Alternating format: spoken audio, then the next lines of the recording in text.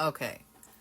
Few stories in the Bible, and I mean, I have a lot of favorite stories in the Bible, don't get me wrong, but few stories in the Bible are as riveting and compelling as the story of Paul, or formerly Saul of Tarsus. He becomes Paul. He sure does. This is a lot of pressure to do this because someday I'm going to meet Paul in heaven. We're going to talk about Paul now. Yeah, and I'm not going to be pressured. Well, it's the end times. We're all getting a little punchy, I think. Anyway, Paul goes from this hate-filled villain to this Christ-like loving hero. How did that happen? Jesus! That's how it happened. Okay, I'm getting to it. By submitting himself completely to Christ, he was able to spread the gospel throughout the known world. So Saul, as he was originally known as, was from Tarsus, and he was a Pharisee living in Jerusalem shortly after the time when Jesus had been crucified and had just resurrected. And a very powerful sect of Christians were growing in the area, and he and the other Pharisees were not happy. Paul was a Pharisee. The same people that had Jesus crucified. So he swore to wipe out this new blasphemous, awful sect. And it was called the Way. That's what they were called at the time, the Way. I don't think they called them Christians at that point, but that's what it was called. Okay, so in Acts 9:1, it says that Paul was breathing out murderous threats against the Lord's disciples. He got authorization from the high priest to arrest any followers of Jesus in the city of Damascus. So on the way to Damascus, Saul and his companions were struck down, it says, by a blinding light.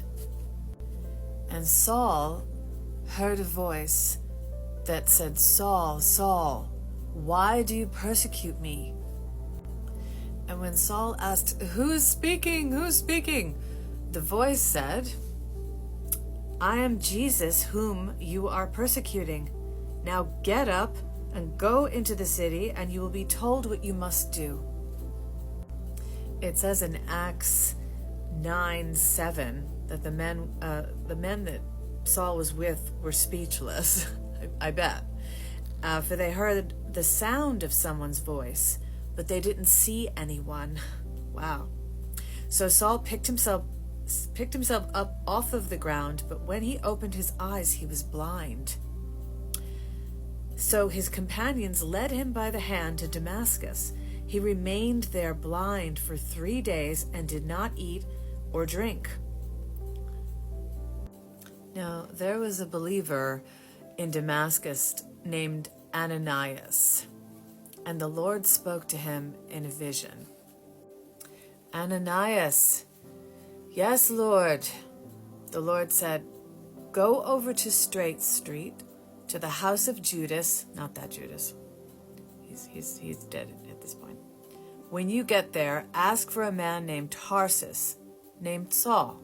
He is praying to me right now. I have shown him a vision of a man named Ananias coming in and laying hands on him so he can see again." Because remember, Paul was blind. He was blinded by the light.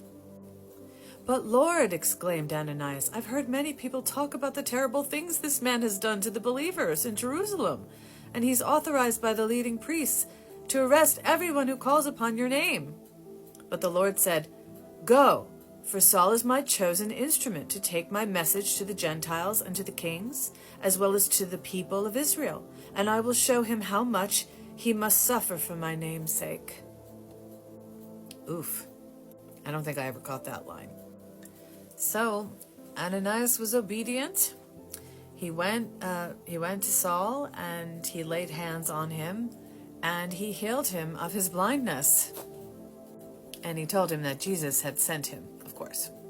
And it says in Acts 9:18 that something instantly, it says, instantly something like scales fell from Saul's eyes, and he regained his sight.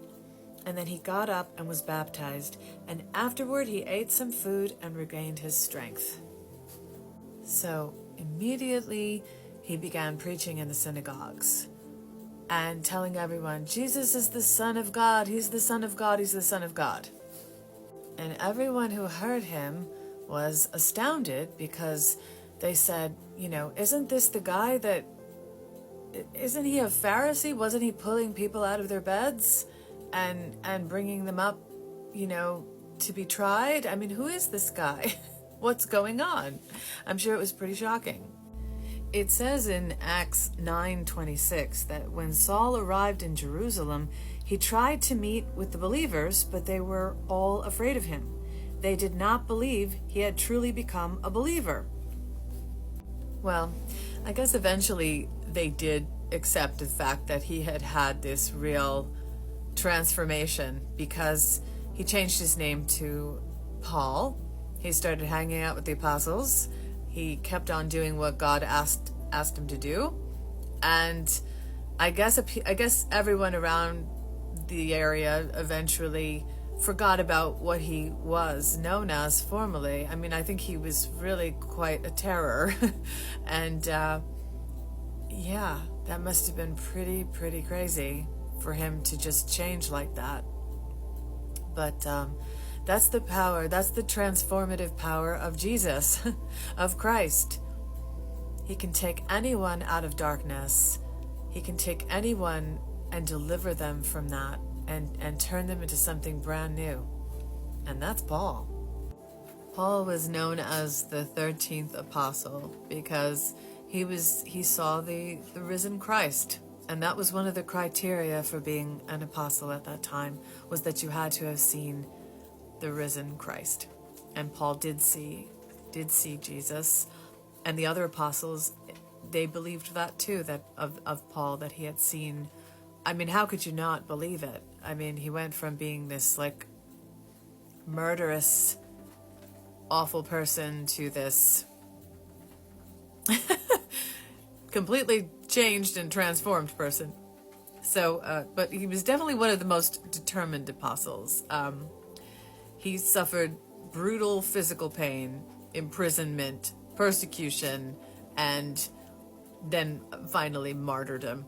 And one thing I will leave you with is that whenever I get, I feel bad about something I've done, and because maybe I've been a little bit cranky about something or other and not been my most lovely fruits of the Spirit self, I think about Paul was literally spit on all day long.